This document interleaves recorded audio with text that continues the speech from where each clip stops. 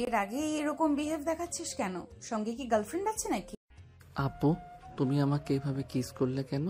আরে কিস তো করেছি মাত্র, সামান্য, অন্য কিছু তো করিনি। এর আগে এরকম বিহেভ দেখাচ্ছিস কেন? সঙ্গে কি গার্লফ্রেন্ড আছে নাকি?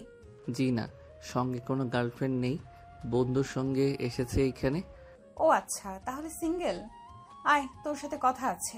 আজব তো, তোমাকে চিনি না জানি না, হুট করে বলছো যে তোমার সঙ্গে আমি যাব কেন? হ্যাঁ, এখান থেকে।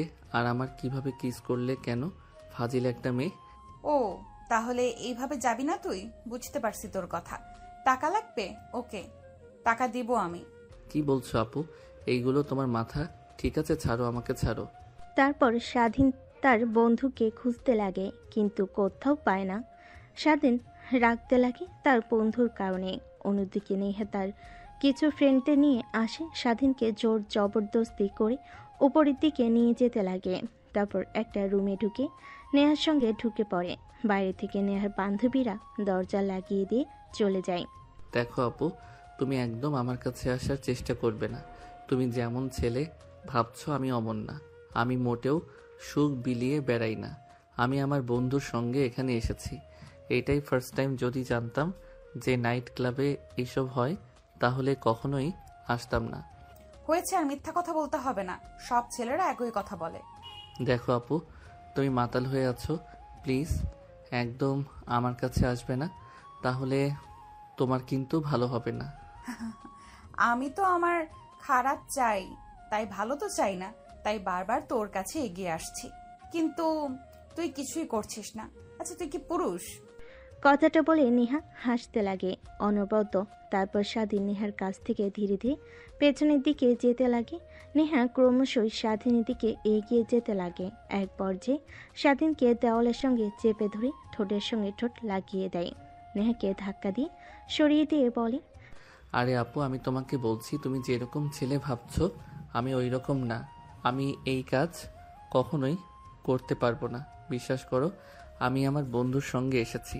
আমাকে যেতে দাও আমার বন্ধুর কাছে। ও, তাহলে তো শরীরে কোনো বড় নারী টাচ করেনি, তাই তো? হ্যাঁ, প্লিজ ভেসে দাও আমাকে। আমি আমার সব কিছু আমার স্ত্রীর জন্য হেফাজত করে রেখেছি। কিন্তু তা তো আর হবে না বাবু। তোর এইসব এখন আমাকে দিতে হবে, তা না হলে তোর খবর আছে। তারপর স্বাধীন দরজার কাছে গিয়ে বিধা দরজা খোলার চেষ্টা করে, কিন্তু বাইরে থেকে যে দরজা লাগিয়ে দিয়ে গেছে নেহার বান্ধবীরা, সেইটা আর স্বাধীন জানে না। নেহা খাটের উপর শুয়ে থেকে হাসছে, আর অন্য হাতে সিগারেট টানছে, আর এক হাতে ড্রিঙ্কের বোতল। আরে, যতই দরজা ধাক্কাধাক্কি করিস না কেন, কোনো কাজই হবে না। এখন আমি যা করতে বলবো তাই করবি। তুই যদি না করিস তাহলে খবর আছে। আমার এরকম মজা লাগবে না, যার জন্য জাহান্নামে পড়তে হবে আমাকে। প্লিজ আপু, আমাকে ছেড়ে দাও। দেখো, আমি পাপ কাজের সঙ্গে লিপ্ত হতে চাচ্ছি না। কিন্তু স্বাধীনের কথা যেন নেহার কান অবধি পৌঁছায় না। তার সিগারেট খাওয়া শেষ হলে গায়ে থেকে শার্ট খুলে ফেলে। নেহার শরীরে শুধু বিরা। স্বাধীন নেহার দিকে তাকিয়ে চোখ নিচু করে ফেলে। নেহা স্বাধীনের কাছে এসে মাথা উঁচু করে বলে, আহা, কি লজ্জাবতী রে! আর ঢং দেখাতে হবে না, আমি ভালো করে জানি এই সব তোর লোক দেখানো। কিরে, আয়। আপু প্লিজ ছেড়ে দাও, আমি মার কাছে যাব। ধ্যাৎ, তোকে বলে কোনো লাভই হবে না। কিন্তু তোকে যতই দেখছি ততই অবাক হচ্ছি। আদৌ কি তুই ছেলে নাকি অন্য কিছু রে? বিন্দু মাত্র তোর মধ্যে ফিলিংস নেই। একটা সুন্দরী মেয়েকে কেউ দেখে পাগল হয়ে যায়, তোর সামনে শুধু। দেখুন আপু, আমি তো আগেই বললাম আমি ওই রকম ছেলে না। আমি আমার সব কিছু স্ত্রীর জন্য হেফাজত করে রেখেছি। প্লিজ আমাকে ছেড়ে দিন, যেতে দিন আমাকে। ধ্যাৎ, তোর সঙ্গে কথা বলে লাভ নেই। যা করার আমাকেই করতে হবে। কথাটা বলে নেহা খাট থেকে উঠে স্বাধীনের কাছে যায়। স্বাধীন ভয় পেয়ে অনবরত দরজায় কড়া নাড়তে লাগে, কিন্তু কেউ দরজা খুলে দেয় না। নেহা স্বাধীনের কাছে গিয়ে কলার চেপে ধরে এক ঝটকায় টান দিয়ে খাটের উপর নিয়ে গিয়ে পড়ে যায়। নেহা গিয়ে স্বাধীনের শরীরের উপর বসে পড়ে। তারপর এক এক করে স্বাধীনের শার্টের বোতাম খুলতে লাগে, আর বুকে কিস করতে লাগে। নেহার প্রত্যেকটা স্পর্শে স্বাধীন কেঁপে উঠতে লাগে, যেন নিজেকে আর সামলাতে পারবে না সে। এক পর্যায়ে স্বাধীনকেও সম্পূর্ণ উলঙ্গ করে ফেলে নেহা। উলঙ্গ হয়ে যায় স্বাধীন। নেহার দিকে তিক্ত দৃষ্টিতে তাকিয়ে থাকতেই উত্তেজিত হয়ে পড়ে। তারপর নেহা স্বাধীনকে কিস করতে লাগে। অনবরত স্বাধীনের অমত থাকা সত্ত্বেও নেহার প্রত্যেকটা কিসের রেসপন্স করতে লাগে। এভাবে কেটে যায় প্রায় 5 মিনিট। নেহাকে উপর থেকে সরিয়ে খাটের উপর শুয়ে দিয়ে স্বাধীন নেহার শরীরের উপর উঠে পড়ে। তারপর নেহাকে আদর দিতে লাগে। স্বাধীনের এই রূপ দেখে অবাক হয়ে যায়। 1 ঘন্টা পর পুরো ঘরটা নিস্তব্ধ হয়ে গেছে। দুইটা শরীরে ঘন ঘন নিঃশ্বাস ফেলছে। এসি চলছে, তারপর দুইটা শরীর ঘেমে একাকার। নেহা স্বাধীনকে তার বুকের সঙ্গে শক্ত করে জড়িয়ে চুলগুলো নিয়ে খেলা করছে। স্বাধীন যখন বুঝতে পারে যে কাজ করেছে, অন্যায় করেছে, তখন নেহার উপর থেকে উঠে পড়ে। ঘরের এক কোণে গিয়ে হাঁটু উঁচু করে থুতনি লাগিয়ে কান্না করতে লাগে। নেহা স্বাধীনের কাণ্ড দেখে অবাক হয়ে যায়। কিরে, তোর আবার কি হলো? হাসি খুশি আনন্দ করার সময় তো দেখলাম তুই ভালোই, এখন ওইভাবে কান্না করছিস কেন? সেখানে কান্না করার কথা আমার, সেখানে তুই। আপু, তুমি যা আমার সঙ্গে করেছো তা একদমই ঠিক করনি। আমি তোমাকে অভিশাপ দিলাম, তোমার বিয়ে হবে না। আর যদি বিয়েও হয়, এমন হাজবেন্ড পাবে যে অনেক বাজে থাকবে আর লুচ্চা হবে। কি বললি? বিয়ে, তাও আবার আমি? অসম্ভব। আমি এনজয় করব আর উপভোগ করব লাইফটাকে। বিয়ে করে নিজের জীবন নষ্ট করব কেন? এর জন্যই তো বিয়ে করি না, কোনো বয়ফ্রেন্ডও নেই, উল্টো ঝামেলায় কেন পড়তে যাব? কি, তুমি এত বাজে একটা মেয়ে? বাজে কথাটা শুনে নেহার কেন জানি অনেক খারাপ লাগে। খাট থেকে উঠে ওই অবস্থাতে স্বাধীনের কাছে এসে ঠাস ঠাস করে থাপ্পড় লাগিয়ে দিয়ে বলে, উত্তর বাচ্চা, কি বললি? আমি বাজে মেয়ে, তাই না? আর তোরা কি, হ্যাঁ, এক মেয়েকে নিয়ে সুখে থাকতে পারিস না? তোদের 1000টা মেয়ে লাগে, আবার বলছিস আমরা বাজে? তোদের মতো কুত্তার বাচ্চাদের জন্য অনেক মেয়ের জীবন নষ্ট হয়ে যায়, অনেক মেয়ে সুইসাইড পর্যন্ত করে ফেলে তোদের জন্য। কি বলছেন এইগুলো আপনি? আর আমাকে মারলেন কেন? আমি আবার কোন মেয়ের জীবন নষ্ট করলাম? তুই না, কিন্তু তোর মতো ছেলে মানুষই অনেক খারাপ। আচ্ছা ওয়েট, তুই বের হয়ে যা, কিন্তু হ্যাঁ, কখনো এসব কথা কাউকে বলতে পারবি না। আপু, আপনার টাকা আপনার কাছে রাখেন, আমার লাগবে না। আর হ্যাঁ, আজ যা আমার সঙ্গে করলেন তার জন্য আপনাকে একদিন না একদিন দেখেন পস্তাতে হবে। আরে যা যা এখান থেকে। কথাটা বলে নেহাকে খাটের উপর কাঁথা দিয়ে ঘুমিয়ে পড়ে। স্বাধীন ফ্লোর থেকে তার পোশাক উঠিয়ে পরিধান করে নেয়। তারপর দরজার কাছে এসে দাঁড়িয়ে কড়া নাড়তে যাবে, দেখে দরজা খোলা। স্বাধীন দেখে অবাক হয়ে যায়। একটু আগে এই দরজা কতবার নক করেছে, কিন্তু খুলিনি। এখন দরজা সঙ্গে হাত লাগার সঙ্গে সঙ্গে খুলে গেল। আর কোনো চিন্তা না করে রুম থেকে বেরিয়ে যায় স্বাধীন। শেষবার নেহার দিকে তাকাই, দেখে একটা মায়াবী মেয়ে খাটের উপর শুয়ে আছে। যেন কেউ দেখে বুঝতে পারবে না এই মেয়েটা এত জঘন্য। স্বাধীন সেদিকে এক পলক তাকিয়ে আবার যেতে লাগে। নিচে এসে দেখে তার বন্ধু সোফায় বসে চিন্তা করছে কি যেন। স্বাধীন সামনে দাঁড়াতে স্বাধীনের বন্ধু মাথা তুলে উপরের দিকে তাকায়। স্বাধীনকে দেখতে পেয়ে জড়িয়ে ধরে বলতে লাগে, আরে কোথায় হারিয়ে গিয়েছিলি তুই? এতবার ফোন করছি, মেসেজ দিছি, কোনো রিপ্লাই পাচ্ছি না। কোথায় গিয়েছিস? অনেক টেনশন হচ্ছিল আমার। একটাবার বলে যাবি না আমাকে? তোকে আগে অনেকবার বলেছিলাম আমি এই জায়গাটাতে আসবো না, কিন্তু তুই তো আমার কোনো কথাই শুনলি না। বললি যে ভাবি এইখানে আসবে। আচ্ছা, এখানে যারা আছে প্রত্যেক মেয়ে কি বাজি নাকি? কেন রে, হঠাৎ এই প্রশ্ন করছিস যে? স্বাধীন ভাবতে লাগে, সজীবকে বল আদৌ কি ঠিক হবে? নেহা তো বলেছে যেন কাউকে না বলি, তাই বলল না কিছু। না বলে স্বাধীন তার বন্ধুকে নিয়ে নাইট ক্লাবের বাইরে চলে আসে। তারপর গাড়ি করে স্টার্ট দিয়ে বাসার দিকে যেতে লাগে। আরে তুই কিন্তু বললি না নাইট ক্লাবে হঠাৎ করে কোথায় হারিয়ে গিয়েছিলি? ফোন দিলাম, ফোন রিসিভ করছিস না। তুই আমার কথা এড়িয়ে যাচ্ছিস কেন? কিছু হয়েছে? আরে না, কিছুই হয়নি। আসলে আমার নাইট ক্লাবের মধ্যে থাকতে বিরক্ত লাগছিল, তাই একটু বাহিরে এসেছিলাম হাওয়া খাওয়ার জন্য। আর কখন যে প্রকৃতির মাঝে হারিয়ে গিয়েছিলাম তোর ফোন ধরতে পারি নাই। কিন্তু তুই তো উপর থেকে আসলি, যেখানে হোটেলে, ওইখানে তো সব কাপলরা একসঙ্গে রাত কাটায়। তার মানে কি তুই? স্বাধীন তার বন্ধুর কথা শুনে রাগী দৃষ্টিতে সেই দিকে তাকায়। স্বাধীনের বন্ধু সজীব স্বাধীনকে তাকানো দেখে হেসে ফেলে। তারপর গাড়ি স্টার্ট দিয়ে পুনরায় বাসার দিকে যেতে লাগে। বাসার সামনে এসে হর্ন দিতেই দারোয়ান এসে দরজা খুলে দেয়। গাড়িটা পার্কিং লটে রেখে তাদের ফ্ল্যাটে চলছে। ফ্ল্যাটে গিয়ে স্বাধীন সোজা তার রুমে চলে যায়। দরজা লক করে ওয়াশরুমে চলে যায় গোসল করার জন্য। যতক্ষণ না গোসল করবে ততক্ষণে শরীর পরিপাক হতে পারবে না। তারপর গোসল করে বাহিরে বের হয়ে মাথার চুল তোয়ালে দিয়ে মুছতে লাগে। ঠিক মতো এমনত অবস্থায় স্বাধীনের ফোন বাজতে লাগে। স্বাধীন অন্য হাত দিয়ে ফোন হাতে নিয়ে দেখে তার মা ফোন করেছে। ফোন রিসিভ করে স্বাধীন বেলকনিতে চলে যায়। হ্যালো, আসসালামু আলাইকুম। এত রাতে ফোন করেছো যে, কিছু কি হয়েছে বাড়িতে? না রে বাবা, কিছুই হয়নি। আসলে তোর কথা অনেক মনে হচ্ছিল। তোর বাবা বাসায় নেই, অফিসের কাজে সিলেট গিয়েছে, একা বাসায়। তাই ভাবলাম তোর সঙ্গে একটু কথা বলি। আপু কোথায় গিয়েছে? আপু অন্তত বাড়িতে আছে। হ্যাঁ, আছে তো। তোর আপুর পরীক্ষার রেজাল্ট বের হয়েছে, ভার্সিটিতে ভর্তি হওয়ার জন্য প্রস্তুতি নিচ্ছে। তোদের ওইখানে নাকি সুন্দর আর নামকরা একটা ভার্সিটি আছে, ওইটাতে লেখাপড়া করবে। এর জন্য অনেক পরিশ্রম করছে। ও আচ্ছা, তাহলে তো ভালোই হয়, তাই না? তুমি কি খাবার খেয়েছো? হ্যাঁ, খাবার খেয়েছি। কিন্তু তুই খাবার খাসনি? হ্যাঁ মা, একটু পড়লাম, তাই এখনো খাবার খাইনি। এখন খাবার খেতে যাব, ঠিক তখনই ফোন করেছো। তারপর স্বাধীন তার মায়ের সঙ্গে বেশ কিছুক্ষণ বেলকনিতে দাঁড়িয়ে কথা বলতে লাগে।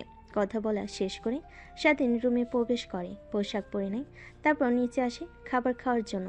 দেখে স্বাধীনের বন্ধু সজীব সোফায় বসে কার সঙ্গে যেন ভিডিও কলে কথা বলছে। স্বাধীন সজীবের পাশের সোফায় বসে পড়ে, টিভি অন করে টিভি দেখতে লাগে। সজীব তার গার্লফ্রেন্ডের সঙ্গে কথা বলা শেষ করে স্বাধীনের দিকে তাকিয়ে বলে, কিরে, তোর মন এভাবে মরা কেন? কি হয়েছে আমাকে বল। দেখ, ক্লাবে যদি কিছু হয়ে থাকে আমাকে বল, আমি ওটা সমাধান করে দিচ্ছি। আরে না, কিছুই হয়নি। আসলে কোনো কিছু ভালো লাগছে না, আর বাসার কথা অনেক মনে পড়ছে, তাই হয়তো মন খারাপ দেখাচ্ছে আমার। আমারও ঠিক একই অবস্থা। চল না তোদের গ্রামে যাই, তোদের গ্রাম দেখতে অনেক ভালো লাগে, আমার ঘুরে আসি। কিন্তু কিছুদিন পর তো আবার কলেজে এক্সাম আছে, এই কথাটা মাথায় কি আছে তোর? এখন যদি গ্রামে যাই, শহরে আসতে আসতে তাও 1 মাস লাগবে। পরীক্ষার তো আর খুব সময় বাকি নেই। আরে বাদ দে না। তারপর স্বাধীন আর তার বন্ধু দুজনে মিলে কথা বলা শেষ করে রাত যখন অনেকটা গভীর হয় তখন দুজনে খাবার খেয়ে যে যার রুমে চলে যায়। স্বাধীন রুমে গিয়ে খাটের উপর শুয়ে এপাশ ওপাশ করতে লাগে, কিন্তু তার দু চোখে কোনো ঘুম ধরা দেয় না। বারবার নেহার কথা মনে হতে থাকে। মেয়েটা তার সঙ্গে কি করলো, চেনা নাই জানা নেই, অজ্ঞাত একটা মেয়েকে এভাবে এসে ধর্ষণ করলো। আনমনে ভাবতে লাগে স্বাধীন। কিন্তু আমার তো কোনো দোষ নেই, মেয়ে তা যা করেছে সম্পূর্ণ তার ইচ্ছাই করেছে, আমি তো কিছু করি নাই। আর মেয়েটা তো আমাকে জোর জবরদস্তি করেছে। আর মেয়েটা তো আমার সঙ্গে প্রথম নাই, এর আগেও অনেক ছেলের জীবনে এইভাবে নষ্ট করেছে। এই কোন সমাজে এলাম আমরা? গ্রামে ছিলাম, ভালো ছিলাম। গ্রামে সব মেয়েরা ছেলেদের দেখে ভয় পেত, শহরে দেখি পুরোটাই ভিন্ন। শহরের মেয়েদের দেখে ছেলেরা ভয় পায়। এসবই কথা ভাবতে লাগে স্বাধীন 3 মাস পর। আচ্ছা বাবা, তোর বোন তো তোদের এই শহরে ইউনিভার্সিটিতে চান্স পেয়েছে। 2 ভাই বোন একই বাসায় থাকতে পারিস না? দুজনে আলাদা থাকিস কেন?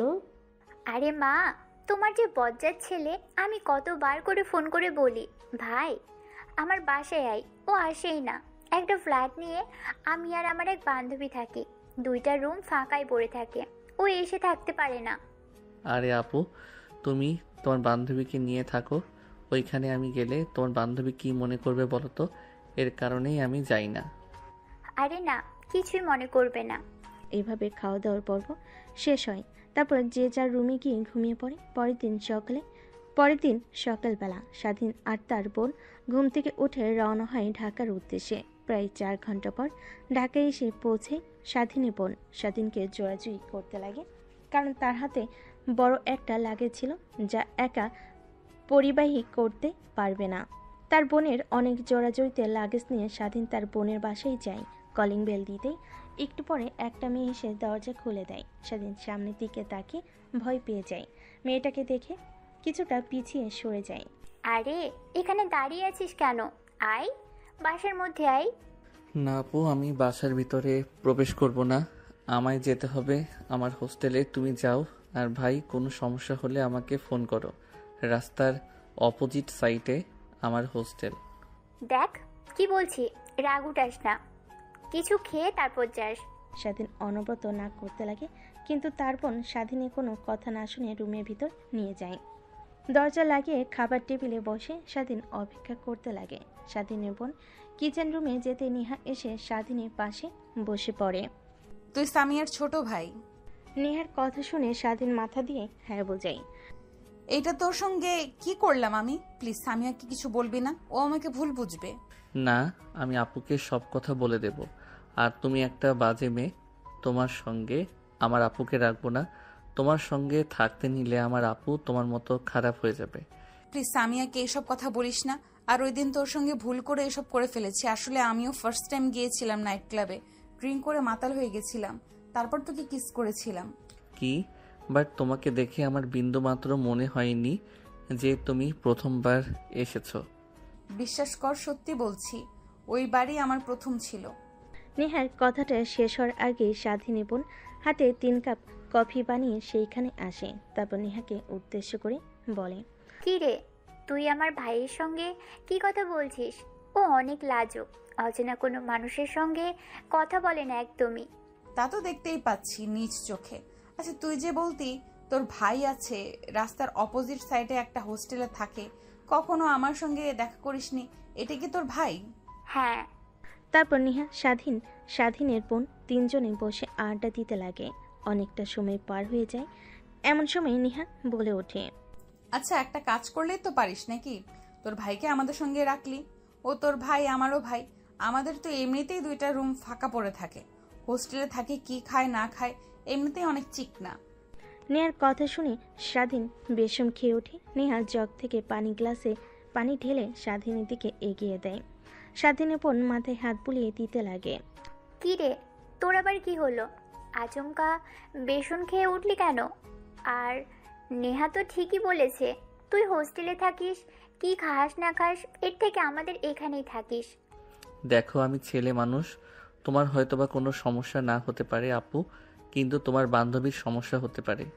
আমি হোস্টেলে ভালো আছি। আরে না, আমার কিছুই হবে না। সামিয়া যেমন তোমার বোন, ঠিক আমিও তোমার বোনের মতোই। আপনি বোন না অন্য কিছু, সেই কথা না বললাম। আমি এখানে আসলে রাতে আমার সঙ্গে সবসময় উল্টাপাল্টা কাজ করতে পারবেন আপুর চোখ আড়াল করে, তাই না? আমি একদমই আসবো না। কথাটা তার মনে ভাবতে লাগে। স্বাধীন ঠিক তখনই পাশ থেকে স্বাধীনের বোন আবার বলে ওঠে, কি রে, তুই আবার কি ভাবছিস? যা বলেছি তাই তোকে করতে হবে, কোথাও যেতে দিব না, এখানেই থাকবি। আর হোস্টেল থেকে আগামীকাল গিয়ে সব কিছু নিয়ে আসবি। না আপু, আমি এইখানে একদমই থাকতে পারবো না। কেন থাকতে পারবি না তুই? দেখ, আমি যা বলেছি তোকে তাই করতে হবে, না হলে মা বাবাকে বলে দিব তোকে যেন পড়াশোনা করতে কোনো প্রকার টাকা না দেয়। আপু, ওইখানে আমার বন্ধু আছে, ওর সঙ্গে থাকি। আর এখানে আসলে তো আড্ডা দেওয়ার মতো কেউ নেই, তাই এখান থাকতে পারবো না। ও আচ্ছা, এ ব্যাপার। তা আমাদের পাশের রুমটা তো সবসময় খালি পড়ে থাকে, ওটাতে না হয় ও থাকলো, সমস্যা নেই, ওকেও নিয়ে আসিস কাল। হ্যাঁ? কিন্তু কোনো কিন্তু না, যা বলেছি তাই করবি। আমরা 2টা মেয়ে এক ফ্ল্যাটে থাকি, কোনো সময় যদি কিছু হয়ে যায় তখন তোরা থাকলে আমাদের সঙ্গে আমাদেরও সেফটি হলো, তোরাও আমাদের সঙ্গে থাকতে পারলি। কথাটা বলে স্বাধীনের বোন কফির মগ নিয়ে কিচেন রুমে চলে যায়। অন্যদিকে স্বাধীন নেহার দিকে তাকাতে নেহা মুচকি একটা হাসি দিয়ে সেখান থেকে উঠে চলে যায়। স্বাধীন মুচকি হাসির মানে বুঝতে পারে না, সেইখানে ধ্যান মেরে বসে থাকে। একটু পর স্বাধীনের বোন এসে স্বাধীনকে একটা রুম দেখিয়ে দেয়, অনেক পরিপাটি গোছানো একটা রুম। তারপর রুমে গিয়ে ব্যাগ থেকে পোশাক বের করে ফ্রেশ হয়ে খাটের উপর শুয়ে থাকে, বন্ধুর সঙ্গে কথা বলছিল। এমন সময় দরজা দিয়ে রুমের মধ্যে প্রবেশ করে নেহা। নেহাকে দেখতে পেয়ে স্বাধীন তড়িঘড়ি করে নিজেকে সামনে নিয়ে ফোন কেটে দেয়। আপু, তুমি আমার রুমে, কিছু কি হয়েছে? না, কিছুই হয়নি, তোর সঙ্গে একটু দেখা করতে আসলাম। দেখো আপু, তোমার দিকে তাকিয়ে আমি আপুকে কিছু বলিনি, কিন্তু এখন দেখছি বলতেই হবে। কথাটা বলেই যে স্বাধীন তার বোনকে ডাকতে যাবে, ঠিক তখনই নিহা দৌড়ে গিয়ে স্বাধীনের ঠোঁটের সঙ্গে ঠোঁট লাগিয়ে দিয়ে চুষতে লাগে। স্বাধীন বড় বড় চোখ করে তাকিয়ে থাকে নিহার দিকে। প্রায় 5 মিনিট পর নিহা স্বাধীনকে ছেড়ে দিয়ে ঠোঁট মুছতে লাগে। জানিস, ওই দিনের পর থেকে আমি একদমই তোকে ছাড়া কিছুই ভাবতে পারি নাই। তোকে অনেক খোঁজার চেষ্টা করেছি, নাইট ক্লাবে অনেক গিয়েছি তোর জন্য, কিন্তু কোথাও তোকে খুঁজে পাইনি।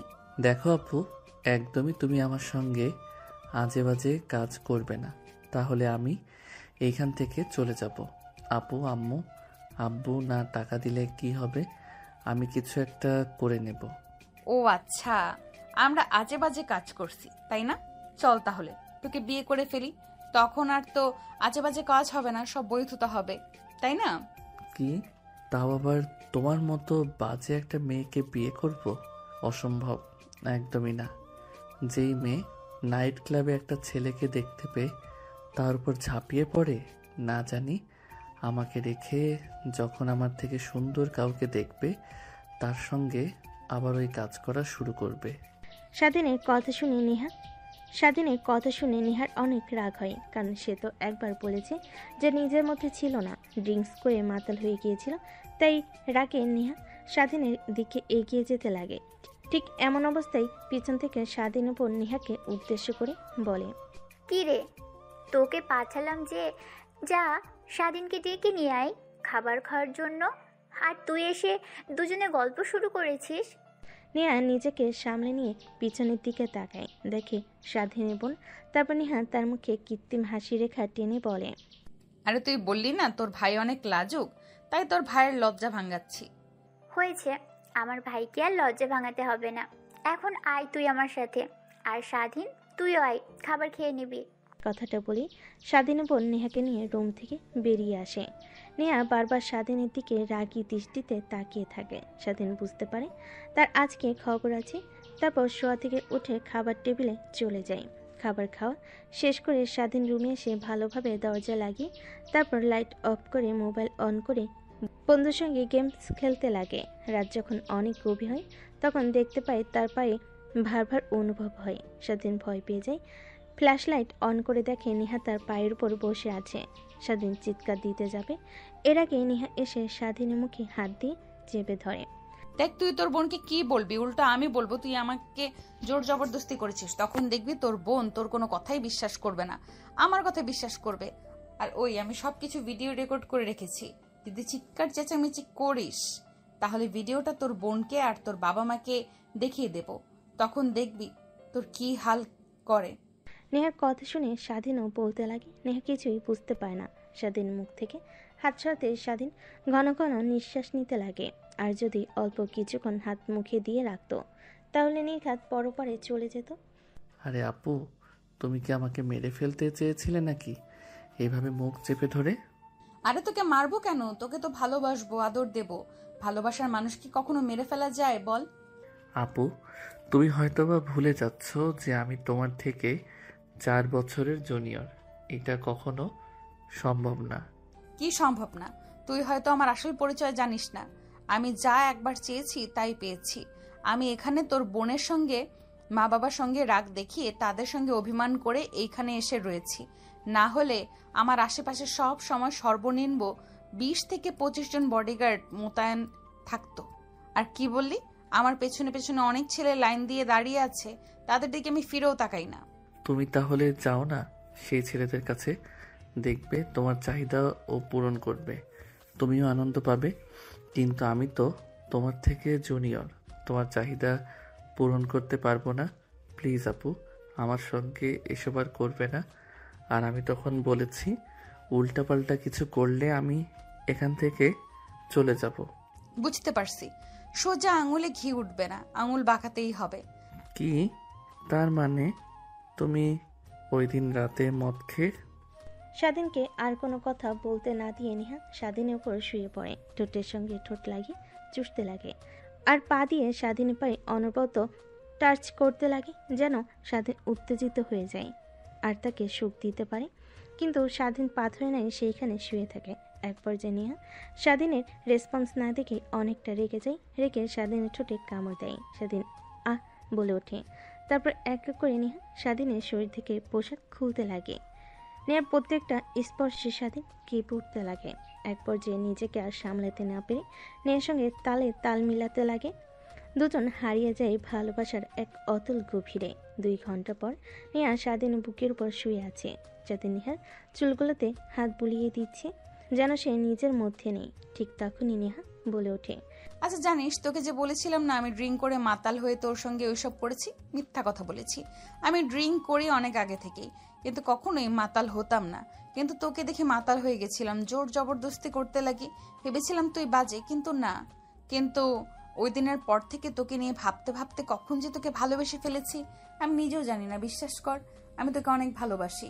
হ্যাঁ, বুঝতে পারছি। আর কিছু বলবেন? কি বুঝলি তুই?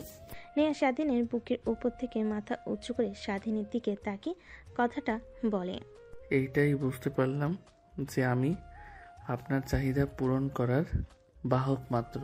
এসব ভালোবাসার অভিনয় করতে হবে না। আমি কি বলি, একটা ভালো ছেলে দেখে বিয়ে করে ফেলেন, অযথা কোনো ছেলের জীবন নিয়ে খেলা না করে। হ্যাঁ, বিয়ে তো করতে চাই, কিন্তু যাকে করব সে তো আর রাজি হচ্ছে না। কোনো জোর করে ওইসব করতে পারলে, কেন জোর করে এইসব করতে পারলে আমার সঙ্গে অন্য আরেকটি ছেলেকে উঠে বিয়ে করতে পারবেন না? সব অভিনয় করেন আপনি, তাই না? হ্যাঁ, অভিনয় তো করি বটে, কিন্তু আগে সকালটা হতে দে, তারপর তোকে দেখাচ্ছি। স্বাধীন নেহার দিকে একবার তাকিয়ে উপরের দিকে তাকিয়ে বলে। স্বাধীন আর কিছু বলে না, কারণ সে ভালো করে জানে নেহার সঙ্গে যত কথা বলবে ততই নেহা তার সঙ্গে তর্কাতর্কি করবে। এক পর্যায়ে স্বাধীন নেহাকে শক্ত করে জড়িয়ে ধরে অবাক হয়ে যায়, তারপর ঘুমিয়ে যায়। পরের দিন সকালবেলা ঘুম থেকে স্বাধীন উঠে দেখে নেহা নেই। বুঝতে পারে যে সে রুম থেকে চলে গিয়েছে।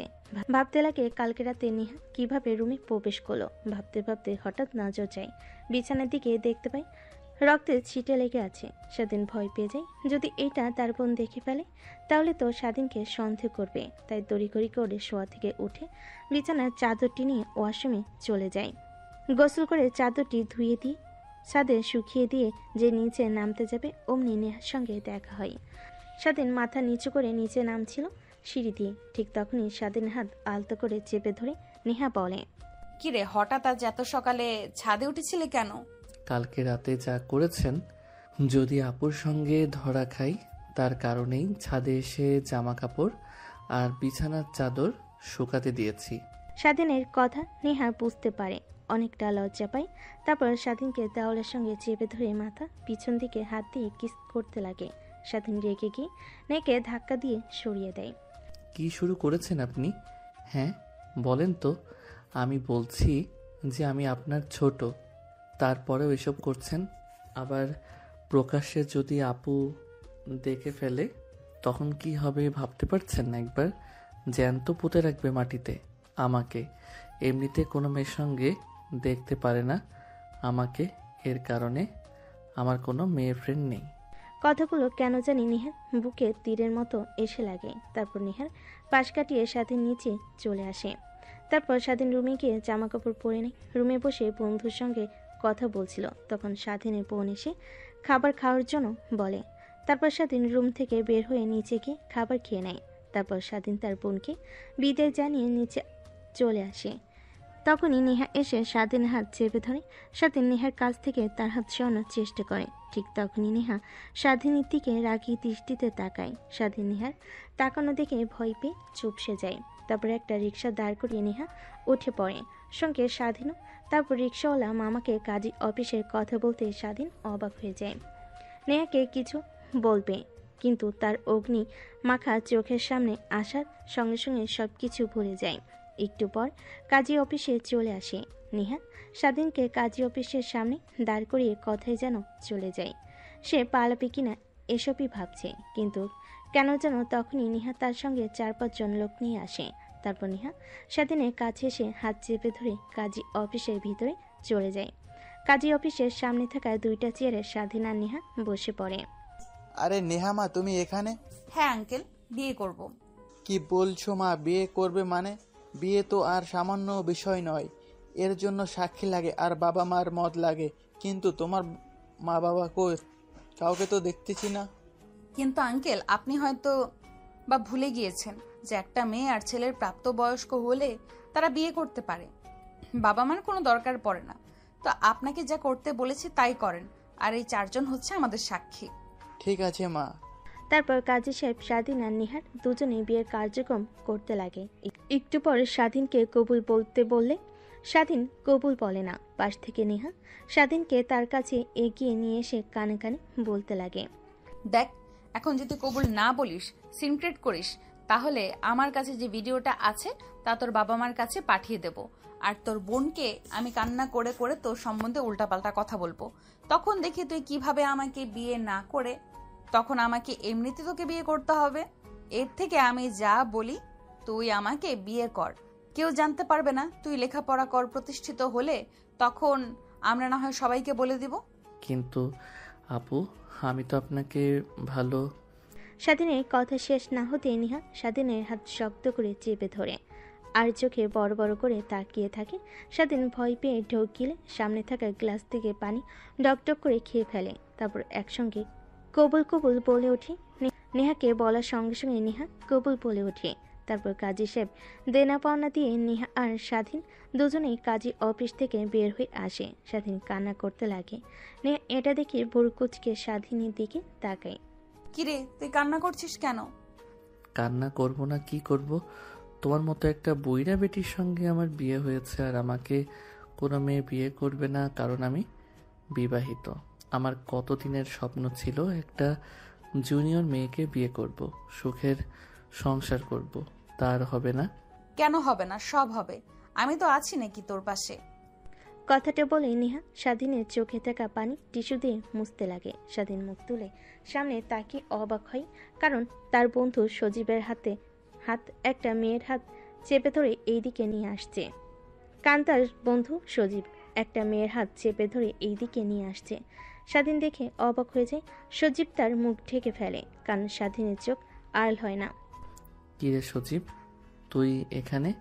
আর এই মেয়েটাই বা কে? ওহ ভাইয়া, তাহলে আপনি স্বাধীন আর এই হচ্ছে বাটপার সুজিত। আমাকে বিয়ার লগন দেখে অনেক কিছু করেছে, কিন্তু এখন আর বিয়ে করতে চাচ্ছে না, তাই জোর করে বিয়ে করতে নিয়ে এসেছি ভাইয়া। যখন আসছেন তাহলে উপকার হয়, আমাদের সাক্ষী দিয়ে দেন। মেয়েটার কথা শুনে স্বাধীন অবাক হয়ে যায়। ড্যাব ড্যাব করে সজীবের দিকে তাকিয়ে থাকে। কে রে? এই মেয়েটা কে? আর যা বললো তা কি আদৌ সত্যি নাকি মিথ্যা কথা? আরে ভাই হ্যাঁ, এর সঙ্গে আমার অনেক দিনের রিলেশনশিপ। তুই জানিস না, তোর অগোচরে অনেক কিছু করেছি আমরা, কিন্তু আমি তো এখানে কি বিয়ে করতে পারবো না? আমার লাইফে আছে পড়ালেখা, এখনও শেষ করিনি, তাহলে বিয়ে করে খাওয়াবো কি? আমি কি তোকে খাওয়াতে বলছি? আমাকে বলছি শুধু আমাকে বিয়ে কর। তুই আমার কাছে ধরা থেকে গেলি, লেখাপড়া শেষ করো তুমি, তারপর না হয় সবাইকে জানাবো আমাদের সম্পর্কটা। কিন্তু বিয়েটা করতে হবে কেন? তারপর সজীব আর সজীবের গার্লফ্রেন্ড দুজনেই তর্কাতর্কি করতে লাগে। স্বাধীন দুজনের দিকে তাকিয়ে থাকে। নেহা অবাক হয়ে যায়। আরে থামবি তোরা? কাজী অফিসের সামনে দাঁড়িয়ে কি করছিস এইসব তোরা? দেখ, সবাই তোদের দিকে তাকিয়ে আছে। আচ্ছা, ভাবি যে হতো বলছে, তাহলে বিয়ে করে ফেল। ভাবি তো আর বলছে না যে বিয়ে করে তাকে তোর বাসায় নিয়ে যেতে হবে। সে তার বাসায় থাকবে, তুই তোর মতো লেখাপড়া শেষ করে না হয় আঙ্কেল আন্টিকে জানাস। স্বাধীনের কথা শুনে সজীব হাবোধক মাথা নাড়ায়, কারণ স্বাধীন সত্যি কথাই তো বলেছে। তারপর দুজনে কাজী অফিসে চলে যায়। কাজী সাহেব নেহা আর স্বাধীনকে দেখতে পেয়ে বলে, এবার কি এখন কি তোমাদের ডিভোর্স লাগবে নাকি? কারণ এখন তো বিয়েকে সবাই খেলনা মনে করে। সজীব আর নেহা কাজী সাহেবের দিকে ড্যাব ড্যাব করে তাকিয়ে থাকে, আবার স্বাধীনের দিকেও তাকিয়ে থাকে। স্বাধীন পরিস্থিতি স্বাভাবিক করার জন্য বলে, আরে আঙ্কেল না, এ যে আমার বন্ধু, এ বিয়ে করবে, এর জন্য এসেছি সাক্ষী হিসেবে। ও আচ্ছা, তাই বলো। আমি আবার উল্টো পাল্টা চিন্তা করেছি। তা বসো তোমরা। স্বাধীন আর নেহা সজীব আর সজীবের গার্লফ্রেন্ড বসে পড়ে। তারপর কাজী সাহেব বিয়ের কার্যক্রম শুরু করে বিয়ে পড়ানো শুরু করে। বিয়ে পড়ানো শেষ হলে বাহিরে চলে আসে। স্বাধীনের দিকে সজীব ড্যাপ ড্যাপ করে তাকিয়ে থাকে। স্বাধীন এটা দেখে পরিস্থিতি সামলানোর জন্য বলে, আরে ভাই, এইভাবে তাকিয়ে আছিস কেন? কোনো লাভ হবে না, বুঝলি? এখন চল, ট্রিট দিতে হবে আমাদের। বিয়ে করেছিস না? সেটা না হয় বুঝতে পারলাম, বাট কাজী সাহেব তোমাদের দুজনকে দেখে ওই কথা বললো কেন? ডিভোর্সের কথা, আবার বিয়ের কথা? আরে উনি আমাদের হয়তোবা অন্য কেউ ভেবে নিয়েছে। বাদ দে, চল এখন। না না না, যাওয়া যাবে না। আগে এটার উত্তর দে, তারপর। আচ্ছা আপু, আপনি বলেন তো কি হয়েছে? তারপর সজীবকে নেহা সব কথা খুলে বলে তাদের বিয়ের কথা। শুধুমাত্র সজীব কথাটা শুনে হাসতে লাগে। স্বাধীনের অনেক রাগ হতে লাগে। সজীবের কাছে গিয়ে একটা ঘুষি মেরে বলতে লাগে, দেখ, তোর বিয়ের কথা আমি জানি, আমার বিয়ের কথা তুই। বাই চান্স কেউ যদি জানতে পারে আমাদের এই বিয়ের কথা, তাহলে কিন্তু খবর আছে। আর তোর কথা আমি সবাইকে বলে দেব তখন। আরে পাগল নাকি তুই? কাউকে বলবি না, আমিও কাউকে বলবো না। এখন চল, তুই আমাকে ট্রিট দিবি। আমি কেন তোকে ট্রিট দিতে যাব? তোদের বিয়ের সাক্ষী আমরা দিয়েছি, আমাদের তুই ট্রিট দিবি? তখনই নেহা পাশ থেকে বলে, চলো, তোমাদের কাউকেই ট্রিট দিতে হবে না, আমি তোমাদের খাওয়াবো। তারপর দুইটা রিক্সা দাঁড় করিয়ে চারজন উঠে পড়ে।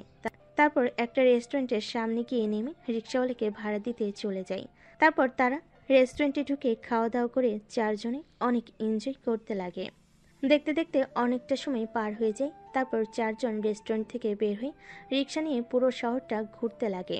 এমন সময় স্বাধীনের ফোন বাজতে লাগে। পকেট থেকে ফোন বের করতেই নেহা একটু কৌতূহল নিয়ে হাত থেকে ফোন কেড়ে নিয়ে দেখে আপু লেখা। বুঝতে পারে সামিয়া ফোন করেছে, তাই স্বাধীনের দিকে এগিয়ে দেয়। স্বাধীন নেহাকে চোখ বাঁকিয়ে প্রশ্ন করে, এখন আপুকে কি বলবো বলেন?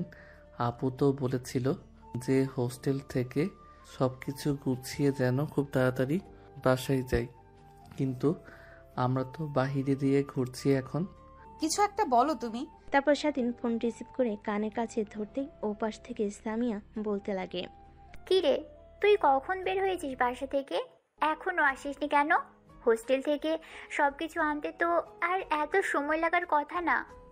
আপু, একটা কাজে বন্ধুর সঙ্গে কলেজে এসেছি, একটু পর বাসায় গিয়ে তারপর না হয় আমরা দুজন যাব। ও আচ্ছা, তাহলে তাড়াতাড়ি চলে আসিস। কথাটা বলে স্বাধীন ফোন রেখে দেয়। স্বস্তির একটা নিঃশ্বাস ফেলে। অন্যদিকে নেহা অপলক দৃষ্টিতে স্বাধীনের দিকে তাকিয়ে থাকে। স্বাধীন অনেকটা অবাক হয়ে যায় নেহার তাকানো দেখে। কি হয়েছে আপু, তুমি এইভাবে আমাদের দিকে তাকিয়ে আছো কেন? না, দেখছি আমার কিউট বরটাকে। স্বাধীন নেহার কথা শুনে ফিক করে হেসে ফেলে। নেহা স্বাধীনের হাসির দিকে অপলক দৃষ্টিতে তাকিয়ে থাকে। এইভাবে অনেকটা সময় পার হয়ে যায়। পার্কে ঘোরাঘুরি শেষ করে আরেকটা রিক্সা নিয়ে স্বাধীন আর সজীব দুজনেই হোস্টেলে চলে আসে। তারপর দুজনেই গোছগাছ করে হোস্টেলের সবার কাছ থেকে বিদায় নিয়ে চলে আসে বাসায়। কলিং বেল দিতে নেহা এসে দরজা খুলে দেয়। সজীব মুখ ফসকে বলে ফেলে, ভাবি আপনি এখানে? পাশ থেকে স্বাধীনের বোন সবকিছু শুনতে পায়। কে ভাবি? কার ভাবি? কিসের ভাবি? না মানে আপু মুখ ফসকে বের হয়ে গেছে। ও আচ্ছা, বুঝতে পারছি। তা তোমরা ভিতরে আসো। তারপর সজীবকে একটা রুম দেখিয়ে দেয়। সজীব তার রুম অনেক পছন্দ হয়। গোছগাছ করে স্বাধীনের রুমের মধ্যে প্রবেশ করে দেখে স্বাধীন মোবাইলে গেমস খেলছে। স্বাধীনের পাশে বসে বলতে লাগে, কিরে, কিছু তো বুঝতে পারলাম না। নেহা ভাবি এখানে কেন? নেহা হলো আমার আপুর বান্ধবী। কি? হ্যাঁ, সত্যি। কেমনি কি ভাই? তুই কি তাহলে নেহা ভাবিকে আগে থেকে চিনতি নাকি? আর তোকে কোনো মেয়ে যদি চোখের ইশারা দিত তাও তো আমার কাছে এসে বলতেই, কিছুই তো বললি না। কিছু হয়েছে, ব্যাপার খুলে বলতো। স্বাধীন সজীবের এমন প্রশ্নে কি বলবে বুঝতে পারে না। তাকে তো আর নাইট ক্লাবের কথা বলা যাবে না বলে নেহাকে বাজে ভাববে, তাই ভাবতে লাগে কি বলা যায়। এক পর্যায়ে বলতে লাগে, তুই যেরকম আমার কাছ থেকে মিমের কথা লুকিয়েছিস, ঠিক আমি একই রকম নেহার কথা লুকিয়েছি তোর কাছ থেকে। ও আচ্ছা, তাই বল। তারপর সজীব আর স্বাধীন দুজনেই কথা বলতে লাগে। অনেকটা সময় পার হয়ে গেলে স্বাধীন বোন তাদের দুজনকে ডাকতে লাগে খাবার খাওয়ার জন্য। তারপর খাবার টেবিলে গিয়ে খাওয়া দাওয়া শেষ করে যে যার রুমে গিয়ে ঘুমিয়ে পড়ে। স্বাধীন কালকে নাই আজকেও দরজা ভালোভাবে লাগিয়ে দেয় যেন নেহা কোনোভাবে খুলতে না পারে, ভিতর থেকে লক করে রাখে যেন খুলতে না পারে। তারপর রুমে এসে খাটের পর শুয়ে পড়তে চোখ লেগে আসতে ঠিক তখনই ফোন ভাইব্রেশন হতে লাগে। ফোন হাতে নিয়ে দেখে অচেনা নাম্বার, তাই পাশে রেখে দেয়। একের পর এক ফোন আসতে লাগে। স্বাধীন বিরক্তি নিয়ে রিসিভ করে কানে কাছে ধরতেই ও পাশ থেকে তীক্ষ্ণ গলায় বলতে লাগে, কিরে, তোর দরজা ভেতর থেকে লাগিয়ে রেখেছিস কেন? কালকের মতো লক করে রাখতে পারিসনি? ও, তা আপনি আমার নাম্বার পেলেন কোথা থেকে? সেটা তোকে জানতে হবে না। দরজা খুলতে বলেছি, দরজা খোল, না হলে দরজা ভেঙে ভেতরে ঢুকবো কিন্তু। আরে না না, দরজা ভাঙতে হবে না। এমনিতেই কালকে তুমি আমাকে রাতে ঘুমাতে দাওনি। প্লিজ, আজকে কিছু হবে না, ঘুম পাচ্ছে অনেক। তুই দরজা খুলবি কিনা সেটাই আগে বল। নেহার রাগী কণ্ঠ দেখে স্বাধীন ভয় পেয়ে যায়। দরজা খুলে দিতে নেহা রুমের মধ্যে প্রবেশ করে দরজা লাগিয়ে দিয়ে স্বাধীনের দিকে রাগী দৃষ্টিতে তাকায়। কি বলেছিলি দরজা খুলবে না, তাই না? ওয়েট, দেখাচ্ছি তোকে মজা। কথাটা বলে নেহা স্বাধীনের দিকে এগিয়ে যেতেই লাগে। কালকে নাই আজকেও স্বাধীন পিছু হতে লাগে। এক পর্যায়ে সোফায় গিয়ে বসে পড়ে। নেহা সোফার দুপাশে হাত দিয়ে স্বাধীনের দিকে ধীরে ধীরে এগিয়ে যেতে লাগে। দেখো আপু, এসব করা একদমই ঠিক হচ্ছে না।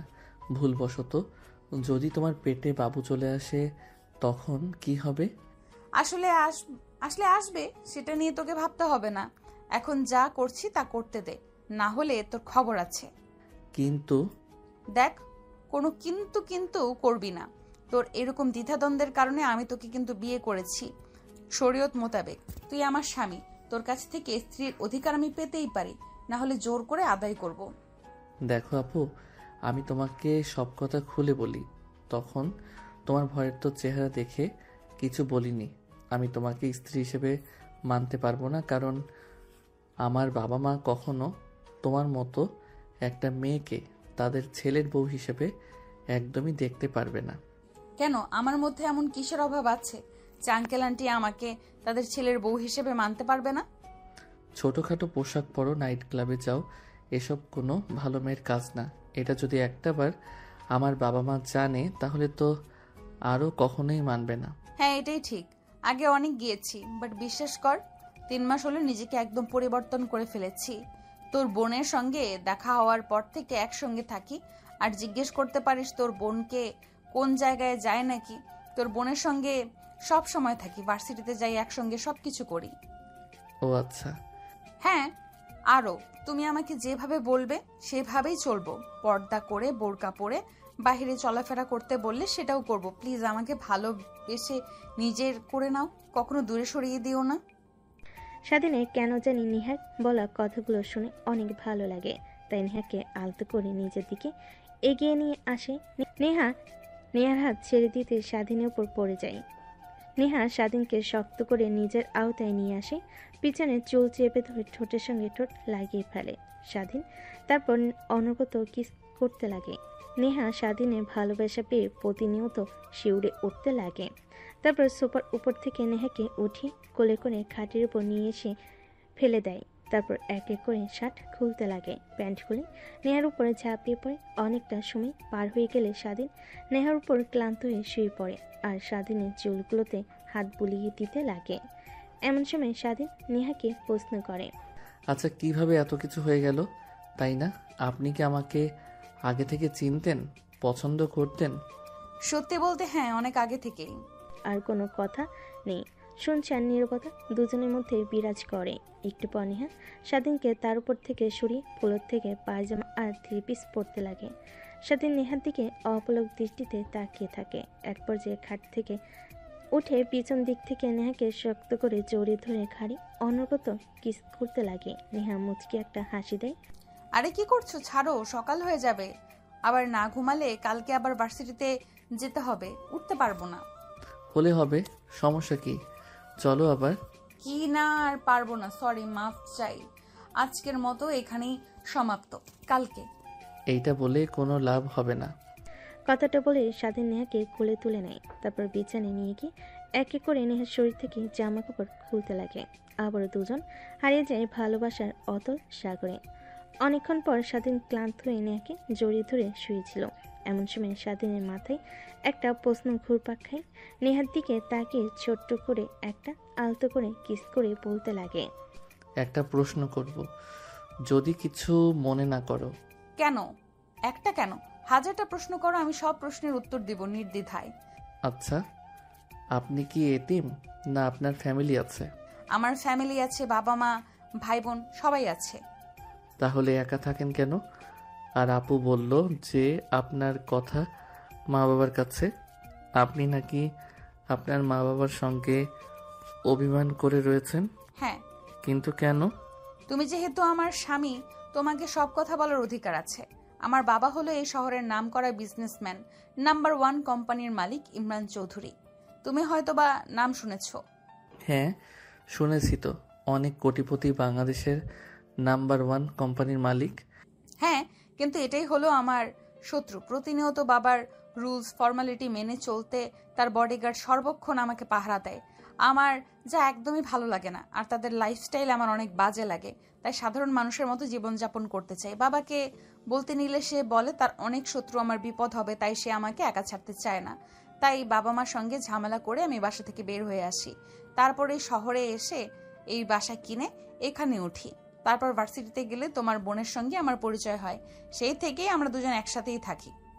ও আচ্ছা, তাহলে এই ব্যাপার। আঙ্কেল তো ঠিকই বলেছে, কারণ কোটি কোটি টাকার মালিক হলে তার শত্রু অনেক থাকে। তোমার কোনো ক্ষতি হতে পারে যদি কেউ জানতে পারে তুমি এখানে আছো। আরে কিছুই হবে না, বাইরের মানুষ খুব একটা আমাকে চেনে না। তারপর অনেক কথা বলতে লাগে। নেহা স্বাধীনকে অনেকটা সময় পার হয়ে গেলে নেহার শরীরের ওপর থেকে স্বাধীন উঠে পড়ে। নেহা ফুলোর থেকে পায়জামা আর 3 পিস পরিধান করে নেয়। স্বাধীন ওয়াশরুমে চলে যায় গোসল করার জন্য। বাহিরে এসে দেখে নেহা নেই, বুঝতে পারে তার রুমে চলে গেছে। তারপর ঘুমিয়ে পড়ে। পরের দিন সকালবেলা স্বাধীন ঘুম থেকে উঠে তার বন্ধু সজীবের ডাকে, কিরে শালা, আর কত ঘুমাবি? রাতে বুঝি ভাবির সঙ্গে বাসর করেছিস? তোর কপাল আর আমার কপাল, তুইও করলি বাসর আর আমিও ফোনে করলাম ভিডিও কলে। মানে? এত মানে জানতে হবে না তোর এখন, ওঠ তাড়াতাড়ি ফ্রেশ হয়ে নিচে আয়। আপু খাবার খাওয়ার জন্য ডাকছে, আর আজকে কলেজে যাব, অনেক দিন হলো যাওয়া হয় না, সামনে তো আবার এক্সাম। তারপর স্বাধীন শোয়া থেকে উঠে ওয়াশরুমে চলে যায় ফ্রেশ হওয়ার জন্য। ফ্রেশ হয়ে বাইরে এসে খাবার টেবিলে এসে চেয়ার টেনে বসে পড়তেই স্বাধীনের বোন স্বাধীনকে খাবার সার্ভ করতে করতে বলে, তাহলে এর জন্যই আমার কাছে তুই থাকতে চাচ্ছিলি না? নিজের মতো চলাফেরা করবি, ঠিক মতো কলেজ করবি না, ঘুমাবি, রাতভর গেমস খেলবি। কি যে বলো আপু, আসলে আজকে অনেক রাত অবধি পড়ে ঘুমিয়েছি, তাই ঘুম থেকে উঠতে লেট হয়েছে আমার। স্বাধীনের কথা শুনে পাশ থেকে মুচকি মুচকি হাসতে লাগে নেহা। সঙ্গে সজীব খাবার খাচ্ছিল। ঠিক তখনই বাম হাতে ব্যথা অনুভব করে। পাশে তাকিয়ে দেখে নেহা অনবরত তার বাম হাতে স্বাধীনের বাম হাতে চিমটি কাটছে, কিন্তু কিছু বলতে পারছে না, সহ্য করে নিচ্ছে। এক পর্যায়ে হাত সরিয়ে নেহার দিকে রাগী দৃষ্টিতে তাকাতে নেহা স্বাধীনকে চোখের ইশারা দিয়ে খাবার খেতে বলে। তারপর খাওয়া দাওয়া শেষ করে স্বাধীন তার রুমে চলে যায়। কলেজে পরিধানকৃত পোশাক পরে কলেজের উদ্দেশ্যে বেরিয়ে পড়ে স্বাধীন আর সজীব। অন্যদিকে নেহা আর স্বাধীনের বোন তারাও চলে যায় ভার্সিটিতে। দেখতে দেখতে একসময় মনোযোগ দিয়ে ক্লাস করতে লাগে। কলেজ ছুটি হলে স্বাধীন সজীব কলেজের বাইরে এসে রিক্সার জন্য অপেক্ষা করতে লাগে। এই সময়টাতে রিক্সা পাওয়া অনেক চাপ। একটু পরে রিক্সা পেয়ে যায়। তারপর রিক্সা নিয়ে সোজা তাদের বাসায় চলে আসে। দেখতে পায় বাড়ির সামনে অনেকগুলো কালো গাড়ি দাঁড় করানো, সামনে অনেকগুলো বডিগার্ড দাঁড়িয়েছে। স্বাধীন কিছু একটা ইঙ্গিত পায়, কিন্তু সেই দিকে কোনো পাত্তা না দিয়ে ভিতরে ঢুকতে যাবে তার আগে সব বডিগার্ডরা স্বাধীন আর সজীবকে আটকায়। আপনারা কেউ ভিতরে ঢুকতে পারবেন না, স্যার তার মেয়ের সঙ্গে দেখা করতে গিয়েছে, একটু পর না হয় আপনারা ভিতরে ঢুকতে পারবেন, স্যার বের হয়ে না আসা পর্যন্ত। কি বলছেন এগুলো? আমার বাসা, আমি যেতে পারবো না মানে? এক প্রকার রাগ দেখিয়ে ভেতর প্রবেশ করে স্বাধীন আর সজীব। তারপর সোজা বাসার ভিতর ঢুকে দেখে বসার রুমে বসে একটার মধ্যে বয়স্ক লোক, দামি স্যুট আর প্যান্ট পরিহিত। স্বাধীন দেখে বুঝতে পারে এইটা নেহার বাবা। পাশ কাটিয়ে সোজা রুমে চলে যায়। ফ্রেশ হয়ে নিচে এসে দেখে এখনও লোকটা বসে আছে। স্বাধীন তার বোনের পাশে গিয়ে বসে পড়ে। তারপর স্বাধীনের বোন স্বাধীনের সঙ্গে পরিচয় করিয়ে দিতে লাগে। দেখো, আমি তোমাদের ভালোর জন্যই এসব করেছি, আর তোমরা উল্টো আমাকে ভুল বুঝেছ। অনেক কষ্ট পেয়েছি আমি। চলো তুমি আমার সঙ্গে বাসায়। তোমার যেমন ইচ্ছা তেমনভাবে চলাফেরা করবে। তোমাকে এখানে এভাবে দেখতে একদমই পারছি না মা। বাবা, আমি এখানে অনেক ভালো আছি। যখন প্রয়োজন হয় তখন আমি একাই বাসায় চলে যাব, আর সময় সময় গিয়ে তোমার সঙ্গে মা, ভাইয়া আর ছোট বোনের সঙ্গে দেখা করে আসব। কিন্তু তুমি বাসায় যাবে না কেন মা? এইটা তো একবার বলো না। এখানে একটা ভার্সিটিতে ভর্তি হয়েছি আমি, তাই লেখাপড়া রেখে তোমার সঙ্গে যেতে পারবো না। তোমাকে বিশ্বের নামকরা ভার্সিটিতে ভর্তি করব মা। করব মা, বিদেশে পড়ালেখা করবে, দেশে থাকতে হবে না। চলো এখন। নিহার বাবা নেহাকে অনেক জোর জবরদস্তি করতে লাগে, কিন্তু নেহা তার বাবার সঙ্গে যেতে রাজি হয় না। এক পর্যায়ে হাল ছেড়ে দিয়ে নেহাকে বিদায় জানিয়ে তার বাবা চলে যায়। তখনই স্বাধীনের বোন নেহার কাছে গিয়ে বলতে লাগে, তুই এত বড় ঘরের মেয়ে, এই কথাটা তো আগে আমাকে কখনো বলিসনি। তোকে যদি বলতাম আগে, তাহলে আমার সঙ্গে কখনোই বন্ধুত্ব করতে না, তার কারণেই বলিনি। আর আমি তো বাবার সামনেই বললাম, সাধারণ মানুষের মতো জীবন যাপন করতে চাই আমি, তার কারণেও আর তোকে বলা হয়নি। কিন্তু আমি যা ভালো মনে করি, তোর বাবা যা করেছে তোদের ভালোর জন্যই করেছে, তোর বাবার কথা শোনা উচিত। তারপর নেহা আর সামিয়া দুজনে অনেক কথা বলতে লাগে। ঠিক তখনই পাশ থেকে সজীব স্বাধীনের কানে কানে বলতে লাগে, শালা, তোর তো রাজকপাল রে, রাজকুমারীও পেয়ে গেলি, রাজত্বও পেয়ে যাবি কিছুদিন পরে। কি বলছিস এসব? আরে শালা, শুনলি না? নেহার বাবা এই দেশের নম্বর 1 কোম্পানির মালিক। এর জন্য কেন জানি নেহা আপুকে আমি প্রথমবার দেখে চেনা চেনা লাগছিল, কিন্তু চিনতে পারি নাই। নেহা আপুর জন্য তো অনেক ছেলে ইনস্টাগ্রামে কত ছেলের হাত পর্যন্ত কেটে পিক আপলোড দিয়েছে, আমি তো এসব দেখেছি। আর সেই মেয়ে কিনা তোর বউ। তারপর সজীব স্বাধীনকে অনেক কথা বলতে লাগে। এভাবে অনেকটা সময় পার হয়ে যায়। তারপর সবাই খাওয়া দাওয়া করে যে যার রুমে চলে যায়। এইভাবে পেরিয়ে যায় 2 মাস। একদিন সবাই খাবার টেবিলে বসে খাবার খাচ্ছিল। এমন তো অবস্থায় নেহা দৌড়ে খাবার টেবিল থেকে উঠে বেসিংয়ের কাছে চলে যায়। নেহাকে খাবার টেবিল থেকে দৌড়ে উঠে যেতে দেখে স্বাধীন বোন সামিয়া নেহার কাছে গিয়ে দেখে নেহা অনবরত বমি করে চলেছে। সামিয়া বুঝতে পারে না নেহার বমি হওয়ার কারণ কি। এক পর্যায়ে নেহা বমি শেষ হলে সামিয়া নেহাকে পানি খাইয়ে দিয়ে মাথায় পানি দিয়ে তার রুমে নিয়ে গিয়ে শুয়ে দিয়ে আসে। তারপর আবার খাবার খেতে টেবিলে আসে। তখনই স্বাধীন প্রশ্ন করে, আচ্ছা আপু, নেহাপুর কি হয়েছে? হঠাৎ করে উঠে বেলসিনের কাছে গেল যে? আরে আমিও তো বুঝতে পারলাম না কি হয়েছে ওর। গিয়ে দেখি অনবরত বমি করে চলেছে। আল্লাহই জানে মেয়েটার আবার কি হলো। কথাটা বলে স্বাধীন বোন খাবারের প্লেটগুলো নিয়ে কিচেন রুমে চলে যায়। সজীব পিছন থেকে স্বাধীনকে কোনায় দিয়ে এক নাগারে গুতা লাগে। স্বাধীন রেখে পিছনের দিকে তাকাতে সজীব বলে, ভাই, তুই তো এখন বাবা হতে চলেছিস, মিষ্টি খাওয়া আমাদের। বাবা মানে কি বলছিস এসব কথা তুই? আরে হ্যাঁ, কারণ একটা মেয়ে কখন বমি করে জানিস? যখন তার পেটে বাচ্চা থাকে, তখন খাবার খাওয়ার সঙ্গে সঙ্গে বমি করে। আর আমি বেশ কিছুদিন ধরে দেখছি নেহাপুর মধ্যে কেমন যেন পরিবর্তন, পেট ধীরে ধীরে ফুলে উঠছে। সজীবের কথা শুনে স্বাধীনের মাথায় চিন্তার বাজ পড়ে যায়। কারণ এখন যদি বেবি হয় তাহলে কি হবে? তার ফ্যামিলি কি মেনে নেবে? সে এখনও তার ফ্যামিলির উপর নির্ভর করে লেখাপড়া করছে। রে শালা, কই হারিয়ে গেলি? মিষ্টি তো খাওয়া এখন আমাদের। দেখ, উল্টাপাল্টা কথা বলবি না। একদমই অসুখও তো হতে পারে নাকি? সেটাও হতে পারে, বাট আমি যা সন্দেহ করলাম তাই বললাম। আগামীকাল তুই একবার নেহাকে ডক্টরের সঙ্গে দেখা করিয়ে নিয়ে আসিস। স্বাধীন মাথা দিয়ে হ্যাঁ বোঝে। তারপর সোজা রুমে চলে যায়। রাত একটু গভীর হলে স্বাধীন রুম থেকে বের হয়ে দরজা লাগিয়ে নেহার রুমে দরজা খুলে ভিতরে ঢুকে পড়ে। দেখে নেহা বই পড়ছে। স্বাধীনকে দেখতে পেয়ে বইটা পাশে রেখে দেয়। স্বাধীন সে নেহার পাশে বসে পড়ে, মাথায় হাত বুলিয়ে দিতে লাগে। নেহা স্বাধীনের বুকে মাথা রাখে। স্বাধীন নেহাকে শক্ত করে জড়িয়ে ধরে। কি হয়েছে তোমার? এইভাবে বমি করলে কেন? জানি না, বেশ কিছুদিন হলো এরকম হচ্ছে, আর অনেক টক খেতে ইচ্ছে করছে। এর কারণ তো কিছুই বুঝতে পারছি না।